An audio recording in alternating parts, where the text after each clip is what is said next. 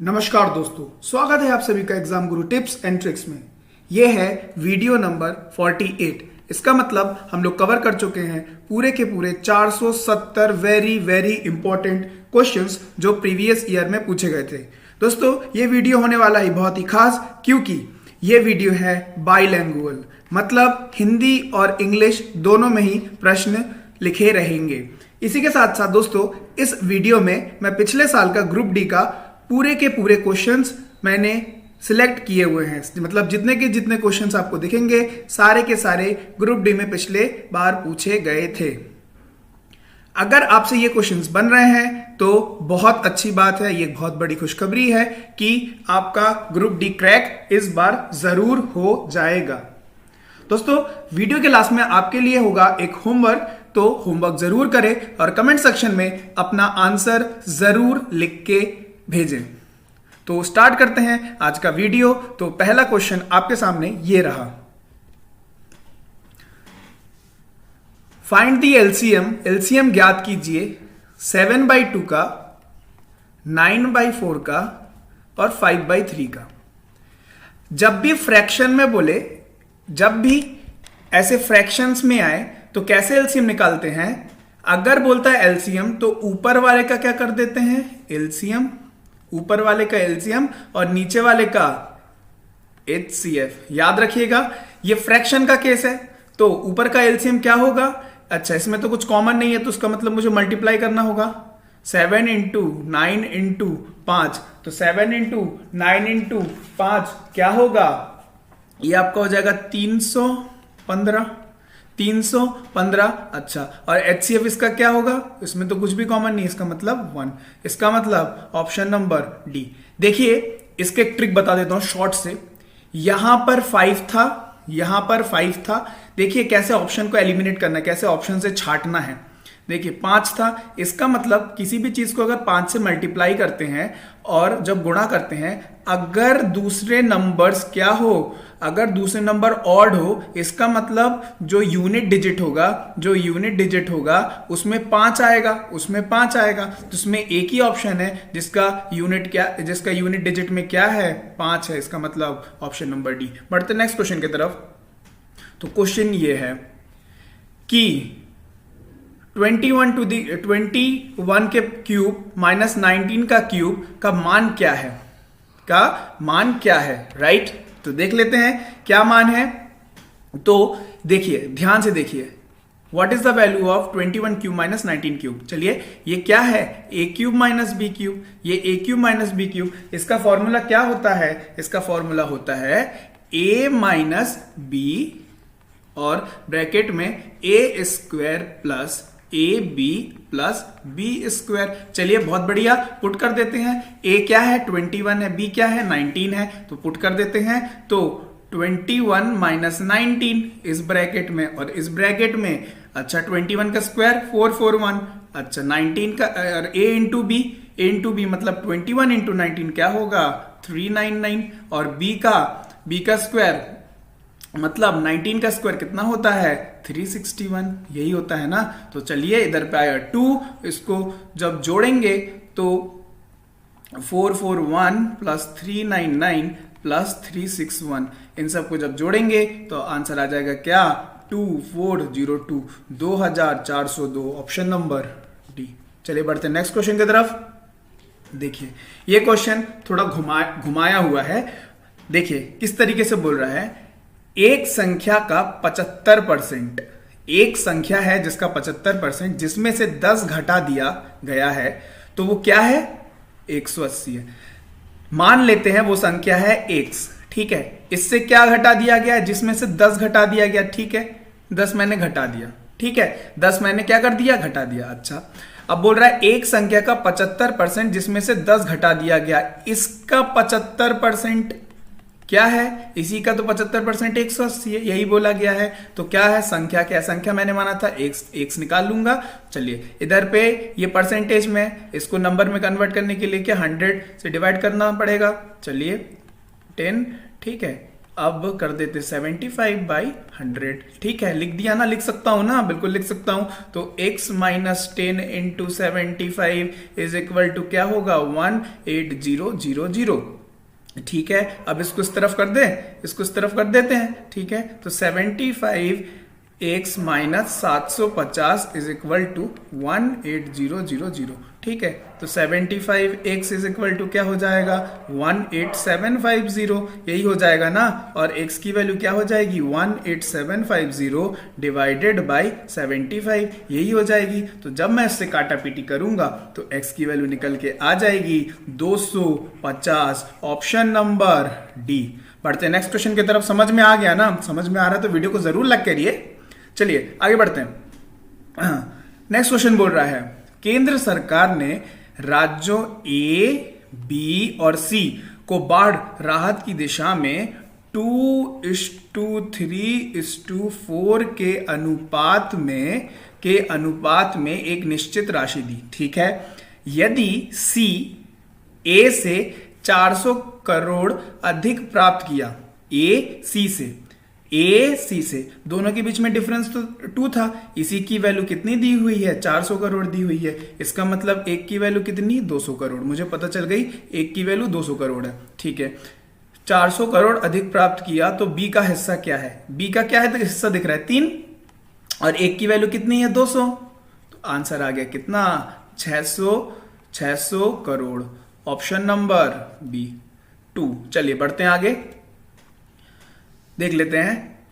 Find the greatest length, वो बड़ी से बड़ी लंबाई बताइए। ठीक है, जिसका उपयोग 1.26 मीटर, 1.98 मीटर और 1.62 मीटर क्रमशः लंबाई के 3 कपड़ों के टुकड़ों को मापने के लिए किया जा सकता है। मतलब क्वेश्चन ये बोल रहा है, सपोज मेरे पास एक ये है 1.26 मीटर का कपड़ा। ठीक है, ये मेरे पास है 1.98 मीटर का कपड़ा, और एक है मेरे पास ये 1.62 मीटर का कपड़ा। ठीक है, अब वो बोल रहा है वो बड़ी से बड़ी लेंथ बताओ, वो बड़ी से बड़ी क्या बताओ, लेंथ बताओ, लंबाई बताओ, जिससे मैं इसको भी नाप लूं पूरा, मतलब यहां से यहां जैसे पूरा माप लूं। ठीक है, और यहां से यहां भी माप लूं, और इसको यहां से यहां भी माप लूं। तो ऐसे क्वेश्चन क्या करते हैं, इस क्वेश्चन में मुझे पता करना होता है क्या, HCF मतलब क्या, हाईएस्ट है ना, highest common factor, highest common factor, यही होता है ना HCF मतलब वो बड़ी से बड़ी हो गया, बड़ी से बड़ी। चलिए HCF निकाल देते हैं। अच्छा चलिए ऑप्शन से करते हैं। ठीक है, चलिए ऑप्शन से करते हैं, देखिए कैसे करके ऑप्शन से किया जाता है। HCF तो अपने लोग निकाल लेंगे, लेकिन देखते हैं ऑप्शन से कैसे कर सकते हैं। अच्छा 12 से देखते हैं, पहले देखते हैं 12 से क्या ये भाग जाता है, 12 से भाग जाता है, नहीं 12 से तो नहीं जाता। अच्छा एक नहीं गया, मतलब ये तो हो नहीं सकता है ना। चलिए 18 से देखते हैं। अब 18 से जाने के लिए थोड़ा हम कम कर लेते हैं, 2 × 9 से जाना चाहिए, राइट, 2 से भी जाना चाहिए। तो सारे जो हैं वो क्या है, सारे जोड़ नंबर है ना। तो 2 से तो जाएगा। अब देख लेते हैं 9 से जाता है कि नहीं। तो 9 से जाने के लिए क्या करना पड़ता है, इन सबको जोड़ के देखना पड़ता है कि ये 9 से भाग जाता है कि नहीं। तो 2 1 3 और 6 9, हाँ ये वाला तो चला गया। और ये 10 और 18 बिल्कुल चला गया। और 1 और 6 7 7 और 2 9, बारी ये भी चला गया। इसका मतलब HCF क्या हुआ, 18 हुआ। अच्छा अब देखिए 18, अगर यहाँ पे 36 होता तो देख लेते 36 है कि नहीं, 36 से जाता है कि नहीं। ठीक है, समझ में आ गया ना, ऑप्शन नंबर 2। बढ़ते हैं आगे। तो नेक्स्ट क्वेश्चन क्या बोल रहा है, 13,500 2 वर्ष के लिए 12.5% के साधारण ब्याज के दर पर जमा किया गया। अच्छा तो कौन सा मूल्य पूछ रहा है, कौन सा मूल्य पूछ रहा है, मैच्योरिटी वैल्यू पूछ रहा है। मतलब 2 साल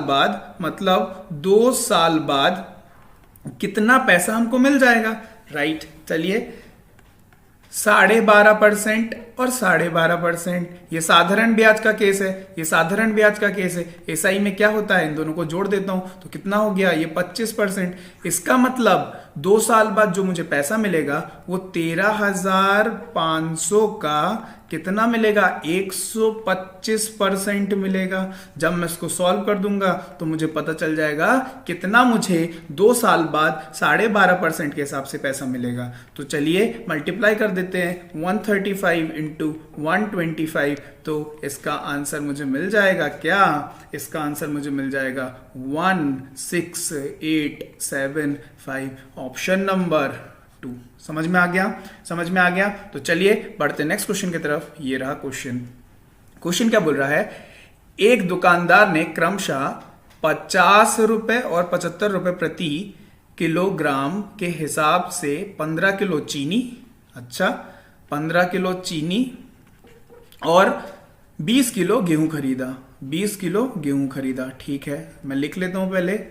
ठीक है, उन्हें बेचने पर वह चीनी पर 10% और गेहूं पर 20% प्राप्त किया। कुल बिक्री मूल्य क्या थी। ठीक है, तो चीनी कितना केजी, 15 केजी। अच्छा, गेहूं कितना केजी, 20 केजी। अच्छा, चीनी 1 किलो की कीमत कितनी, 50, और गेहूं 1 किलो की कीमत कितनी, 75। ठीक है, ठीक है, चलिए पैसा निकाल लेते हैं। तो इधर कितना हो गया, 750, और इधर कितना हो गया, 1500। ठीक है, ओके। अब इसका क्या बोल रहा है, इसका कितने परसेंट पे ज्यादा पे बेचा, 10% पे ज्यादा पे बेचा। 10% मतलब एक इधर से शून्य हटा देते हैं तो 75 ज्यादा हो गया। तो मतलब 750 प्लस 75। ठीक है, और इधर पे क्या हो गया, इसको 20% प्रॉफिट पे बेचा, 20% पे बेचा, मतलब 150 जो है ये 10% है, और इंटू 2 मतलब 300, मतलब 150 प्लस 300। ठीक है, चलिए जोड़ देते हैं। तो इधर कितना आएगा, इधर आ जाएगा आपका 825, और इधर कितना आ जाएगा, इधर आ जाएगा 1800। तो जोड़ देते हैं तो कितना आ जाएगा, 2625। ऑप्शन है, ऑप्शन है जी, बिल्कुल है, ऑप्शन नंबर 3। चलिए आगे बढ़ते हैं, देख लेते हैं। एक दिन में एक काम का 25% खत्म कर सकता है। मतलब ए नहीं, एक मिनट, ये एक्स है। एक्स जो है 25% एक दिन में खत्म कर सकता है। इसका मतलब पूरा काम 100% कितने दिन में खत्म करेगा, वो 4 डेज में, 4 दिन में खत्म करेगा ना। तो लिख दिया 4 दिन में। ठीक है, खत्म कर सकता है। वाई एक दिन में एक ही काम का 12.5% खत्म कर सकता है। अच्छा देख लेते हैं, 12.5% मतलब कितना होता है, 1/8। मतलब ये 1/8 काम एक दिन में पूरा करेगा। तो पूरा काम कितने दिन में करेगा, 8 दिन में करेगा ना। तो पूरा काम कितने दिन में करेगा, 8 दिन में करेगा ना। तो लिख लेते हैं y कितने दिन में काम कर सकता है, पूरा 8 दिन में।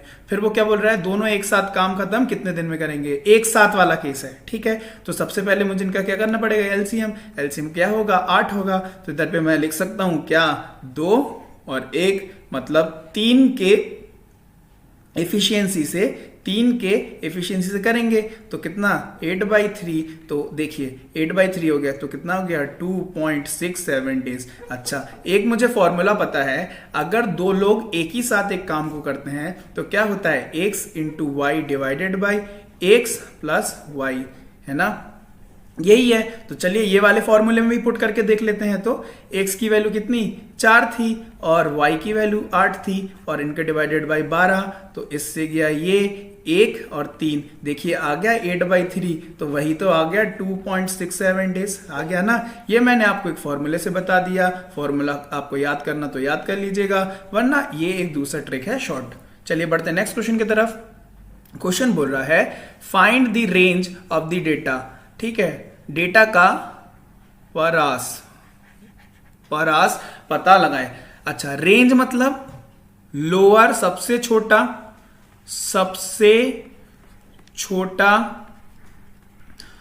और सबसे बड़ा का डिफरेंस। यही तो होता है ना, यही तो होता है क्या, यही तो होता है रेंज, यही तो होता है क्या, परास, यही तो होता है ना परास। तो देख लेते हैं सबसे छोटा क्या है, 1 है और सबसे बड़ा 7 है। अच्छा, तो 7 - 1 कितना? 6। तो 6 ही हुआ क्या इस डेटा का क्या रेंज। ठीक है, तो ऑप्शन नंबर 2। चलिए बढ़ते हैं नेक्स्ट क्वेश्चन की तरफ। आज का आखिरी क्वेश्चन। तो क्वेश्चन बोल रहा है कि यदि एक पिज्जा को 8 बराबर भागों में काटा जाता है, कितने भागों में काटा जाता है? 8। तो प्रत्येक क्षेत्र द्वारा बनाया गया कोण कितना होगा? चलिए बना लेता हूं एक पिज्जा। ठीक है, इसको कितने भाग में बांटा गया? 8। 4 हो गया, 6 हो गया, 8 हो गया। चलिए, अच्छा मुझे पता है एक गोलाकार में पिज्जा जो है ये गोलाकार का होता है ना, तो एक गोलाकार में कितना डिग्री होता है? 360 डिग्री होता है। कितने भाग में बांटना है? 8 भाग में बांटना है। तो जब मैं 8 भाग में बांटूंगा तो एक भाग का मुझे कोण प्राप्त हो जाएगा, वही क्वेश्चन में बोला है। तो जब मैं बांटूंगा तो कितना होगा? 45 डिग्री। तो मतलब एक भाग का कितना हो जाएगा? 45 डिग्री। समझ में आ गया क्वेश्चन? तो ऑप्शन नंबर डी समझ में आ गया। तो ये थे आपके 10 वेरी वेरी इंपॉर्टेंट क्वेश्चन जो प्रीवियस ईयर ग्रुप डी में पूछे गए थे। चलिए आज का होमवर्क देख लेते हैं। ये है आपका होमवर्क। जल्दी से जल्दी इस होमवर्क का स्क्रीनशॉट खींच लीजिए। आपको आंसर पता करके कमेंट सेक्शन में जरूर इसका आंसर लिखना है। आई होप आपको पूरा वीडियो समझ में आ गया होगा। वीडियो अगर समझ में आ गया है तो वीडियो को लाइक जरूर करिए, और अगर आपने चैनल को सब्सक्राइब नहीं किया है तो चैनल को भी जल्दी से जल्दी सब्सक्राइब कर लीजिए, क्योंकि ये बिल्कुल फ्री है। तो मिलते हैं आपसे नेक्स्ट वीडियो में। तब तक के लिए bye bye and have a nice day.